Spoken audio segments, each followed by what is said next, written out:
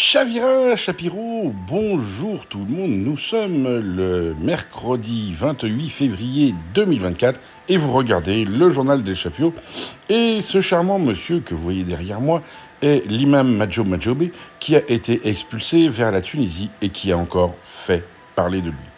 Et oui, bien qu'expulsé parce qu'il était réputé particulièrement anti-France, particulièrement proche des mouvements salafo-wahhabites de ses amis du pays d'à côté de chez lui aussi, eh bien, hier, notre ami Majob Majoubi a pris la parole sur un live, je ne sais plus sur quel réseau social, mais ça n'a pas spécialement d'intérêt, et il a complètement pété les plombs.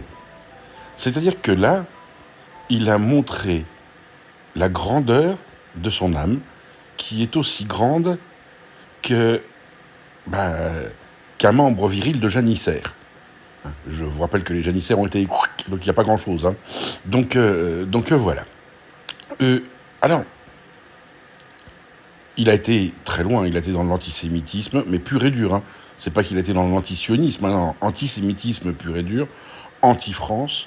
Il a complètement pété les plombs et il a eu des propos qui relèvent de l'apologie du terrorisme. Alors, ce monsieur, dans le même temps, évidemment, a déposé des recours partout en France et en Europe pour revenir en France. Mais il annonce très clairement la couleur. Il annonce que quand il sera revenu en France, il reprendra ses activités pour sauver la communauté musulmane des mécréants français et européens pour instaurer un État islamique en France. Ce sont ses propos. Ça veut dire quoi, mon gars ? T'es pas en France, t'es en Tunisie. Alors que ton gouvernement tunisien, il te laisse parler comme ça, parce qu'en ce moment, ton gouvernement tunisien, il est à la rue. On va pas se mentir, ils sont même très contents qu'il y ait des gens comme toi. Ça permet au peuple de croire que tout est la faute du reste du monde, alors qu'en fait, ce qui se passe, c'est que la Tunisie est dirigée par des gens comme toi, malheureusement. Et ce pays qui était un grand pays, un pays de liberté, un pays de culture, devient un pays d'abrutis. Mais c'est un peu dommage. Je n'ai rien contre le peuple tunisien, hein, je parle bien de leur gouvernement. On voit bien que depuis qu'ils ont chassé les communistes qui étaient au pouvoir, le pays s'effondre, c'est comme ça. Et surtout, tu vas vouloir revenir, mais là tu es en train d'apporter à ceux qui n'ont pas envie de revenir, et j'en fais partie, tout ce qu'il y a besoin pour dire que non, tu es dangereux. Tu es un fou dangereux.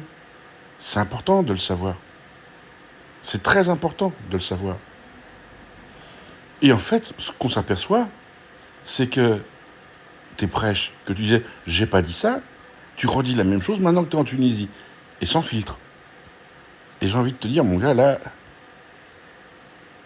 reviens pas. Sincèrement, ne reviens pas. Tu risques d'avoir des petits problèmes en revenant en France qui dépassent l'expulsion. Si j'étais toi, je ferais revenir même ma famille en Tunisie, parce que tu viens de mettre toi-même toute ta famille en danger. Et oui. Parce que maintenant, tout le monde va être surveillé. Mais les vrais musulmans, il y en a de plus en plus de vrais musulmans qui se réveillent contre le wahhabo-salafisme. Il y en a de plus en plus en France et dans le monde, qui en ont marre d'être salis par des gens comme toi. Eux, ils ont beaucoup moins de gentillesse que la justice française, ne l'oublie jamais. Sur ce, soyez heureux, rendez heureux, réfléchissez un peu.